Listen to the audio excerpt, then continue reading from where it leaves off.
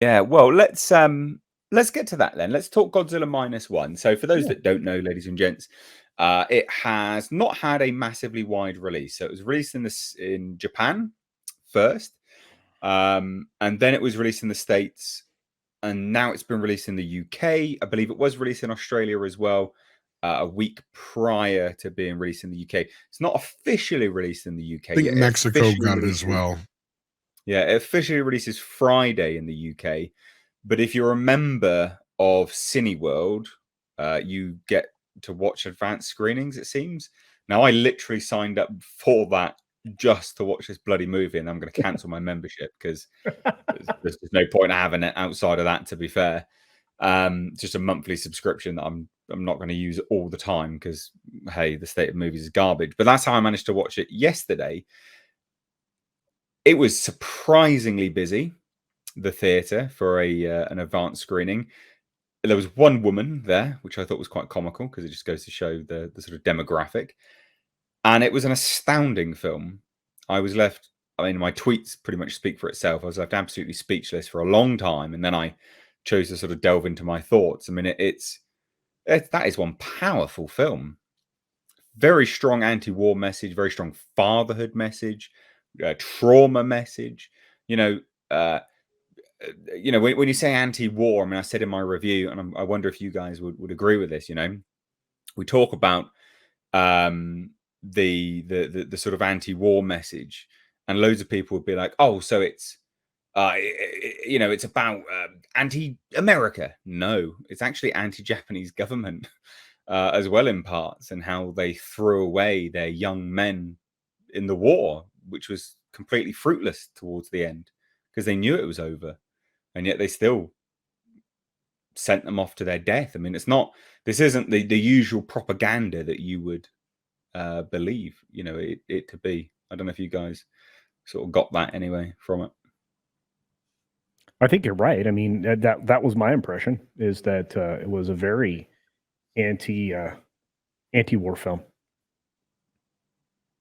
Yeah, I got a very pro-life, anti-war, anti-communist, what it means to be a man, a father, a lot of that out of the film. Yeah. Yeah. And bloody hell, honestly, Godzilla's heat ray, as it's called in this film, holy shit. Oh my god. Isn't that like the best, most brutal version of the atomic breath you've ever seen? I thought it was. For me, it was anyway. Absolutely cool. incredible. I really enjoyed it. How it sort of loads up, the spines come out all the way up. Charge, lock in. But it's interesting that the way the blast works, there was some real thought behind that, because it displaces it sort of displaces, I can't remember the whole wording, but basically as the blast hits, it sends such a shockwave out that it almost what it does, it literally creates a vacuum of space, which then draws everything back in. Did you notice that? Just a nod. I just get a nod. Oh, can't hear you, Culture. Can't hear you, mate. You're moody. He's not muted. Actually. Can't hear me at all. Now we can. Okay. Yeah, I don't. Like I said, I really think that's neat, because it's like a bomb explosion. Because, like, you literally have the explosion and then I mean, it's very cool. Yeah. Oh, it's amazing. Yeah. Kind of like what happened to those people on that little mini sub not that long ago. Oh, implosion. Yeah, but it is. You're right. Like, it is an implosion, because the blast radius pushes out, and then it sort of creates a vacuum of a void of space, essentially. Yeah. I loved it. That is, to me, that's the best film of 2023. It is, hands down. And you're right, and that's that moment where the blast goes off, and then she gets sucked back. Oh, buddy, it was amazing, and it was all done in silence. And I mean, there are 3 moments of silence in this movie that are breathtaking. So well done. Yes, they played with sound. Just like it's been a long time since I've watched a movie and they've utilized zero sound to such a great effect and degree as this movie did. Like the scene towards the end where there's just a, I mean, it's a, like, it had to be like a minute, 2 minutes or so where there's just literally no sound at all, was astonishing. Absolutely astonishing. Yeah. Tom's Impressive. just, he just can't contain himself. Well, you guys are saying it all. I mean, I liked it. What It are your thoughts, was. man? Go on, geek out with I it. already Come on. told you my thoughts like 2 weeks ago. Like, I I know, love we the geek film. out I again. thought the director did a great job with the fact that we're 30 some Godzilla films deep. He managed to find some fresh spins in, the story and the characters and Godzilla himself. Clearly, he's more than just a kaiju fan. He loves Jaws and stuff like that because you can see that influence in the film. Yeah, I mean, the fact that he managed to do this for around $10 million and Hollywood can't says a lot more about Hollywood than anything, but I know that's kind of probably something we're going to get into later. But no, I love the film. I thought it was very well done. I can't wait to check it out on 4K. I saw it in Dolby Atmos, and the sound was amazing. One of the better experiences I've ever had as far as sound goes. I was even kind of reluctant at first to go see it, but I was very glad afterwards. So yeah, I'm glad to hear you enjoyed it as well.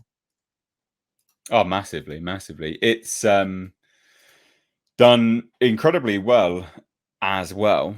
It's now managed to cross $500 million, $50 million worldwide. Is that right? Am I right in saying that? $50 million worldwide? Well, I think it was higher than that already. But yeah. Is it? Bloody Box Office Mojo and their garbage way of leading things through on here. It's terrible. Bloody Box Office Mojo is garbage. Hate Box Office Mojo. I'm pretty certain because it's like the highest grossing foreign language film of the year as well.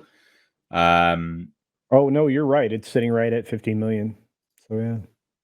Oh, okay. Yeah, so I am right. So it's important. Yeah, so it literally just hit and ever so slightly crossed $50 million. It's important to note, ladies and gents, when we discuss this, because there are certain individuals, Grace Randolph, that don't seem to understand how much money this movie is making profit wise, because it was made for less than $15 million, and Toho owns 32% of the theaters in Japan. Wow. Now, they don't have the same laws that the US does, so they have the market literally own over a third of the market share of theaters in Japan. They take all of that as, they got the running costs, of course, but it's not the same 50-50 split you're going to get in other parts of the world, even in the States. Universal doesn't own a theater. They can't release Sonic, for instance, and then I think it was Universal that was doing Sonic. But anyway, it's not the same thing. Yeah. Paramount. But so they've been making more money in Japan than they have, per showing than they have stateside. But then even stateside, I mean, this movie's made bank, serious bank. And it's overperformed the highest expectation here in the States. I think it overperformed like globally higher than anybody anticipated. So yeah, I'd agree with that. I mean, you look at those numbers and you're like, it earned 26 million in the domestic box office. And it's not even listing, and I'm not even giving you numbers from Brazil, China, Germany, Italy, Japan, Latvia, Mexico, Spain, and the UK, obviously, because it's not out yet. So you have all those other markets that are open, and you have, obviously, they're not reporting the numbers from Japan. Japan was already, that's why I think these numbers are off substantially, because I think that this is closer to that $100 million mark because of how much money it made in Japan. It was huge in Japan. I'm huge in Japan. We've also got to remember the yen versus the dollar as well.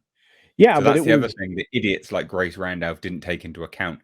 The exchange rate is atrocious for Japan. In terms of the yen versus the dollar is very weak, but it means that the money that they're making in dollars is that much more valuable. Is a lot of fucking cash in the yen. But dunces like Grace Randolph can't seem to quantify this fact, which is just beyond me at this point in time. It's ludicrous. But yeah, I thought we would touch on it a little bit briefly at the start of the show because, yeah, I loved it. Absolutely loved it. If I can, I don't know how It actually long. made. This is why I know this is wrong. The financial equivalent right now for Godzilla minus one right at this moment is $26 million in US dollars. That's just Where? Japan. Just Japan. Holy shit, that made a lot of money. Yeah, so if you add in the Japan numbers, which the numbers isn't doing, or anywhere else I've looked, you're over 50 million plus. You're well beyond 50 because Japan's not included in their numbers, their calculations. It's only made $23 million in international box office, which it's not. It's made another. You have to add to that the 25 million, or excuse me, 26 million it's made in Japan. That's why I was looking cross-eyed at that. I'm like, it's coming up on almost 100 million, but we'll see. After it releases in the UK, you guys are going to pump maybe 8 million into it, all told, by the end of its run, maybe. Well, I mean, we did quite good numbers for the Wonka film. I think it was like we led the pack with like $11 million or something. So if we like something, we don't get that until really this week. Yeah, we don't get that till this week. Yeah. But anyway, it's a smash hit success. Yeah. And I had to talk about it because, again, for me, number one movie of the year. If you haven't watched it, I would highly encourage you to. I wouldn't look at this as your non-comparable with the Western Godzilla. This is a very serious film with very serious themes, and it tackles everything. From my perspective, anyway, you guys feel free to disagree, but it tackles everything with the utmost respect that the subject matter deserves, I think. So yeah, I mean, it was probably one of the more. I mean, and when I reviewed this on Meat, I was talking about it with Price of Reason, and we both agreed that basically, if you took all the Godzilla stuff out of it, this is the kind of movie that the Oscars would notice, right? Yeah. Like this post-war film about this community trying to rebuild itself and all that kind of stuff, and just how they deal with it all. And yeah, so I mean, it's a very well done. It was taken extremely seriously, yet there's still some moments of levity in it throughout. It's a very well done film, and I'm glad that it's had the success it's had. If anything, I would say they're underestimating the power that Godzilla has. Right? I mean, he's a very well known commodity, and he's been in the last Godzilla versus Kong film did extremely well, even though it was in the middle of the pandemic, while on streaming at the same time. So the fact, I think they underestimated how big this movie could have been had they opened it on more screens here in the US. So, but yeah, no, good for them. And hopefully in the future, they'll be more open to trying more Godzilla films in theaters that are not legendary ones. Yeah, I hope so.